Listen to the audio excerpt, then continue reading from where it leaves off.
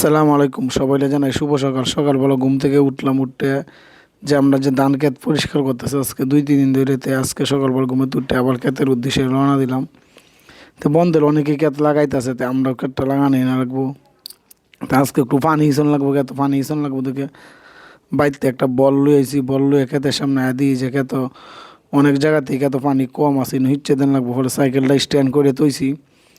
সাইকেলটা স্ট্যান্ড করে দিই যে ক্ষেতের অনেক জায়গায় পানি বেশি, অনেক জায়গায় কম। ফলে এটা ওই বলটা যখন আনছি, বলটা দিয়ে পানি হিসন লাগবো। ফলে বলটা ইটা দিয়ে ফালছি ক্ষেতের মাঝখানে, ওকে বলটা পড়ছে। পরে দেয় যে দেখুন বলটা ইনো পড়ছে, এখন কোদালটা লইছি, ক্ষেত কেমন পানি হিসন লাগবো ভালো মতে।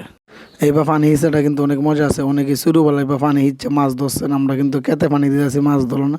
আর পানি হিসলে যে একটা শব্দ, এই শব্দটা কিন্তু অনেক মজার একটা শব্দ।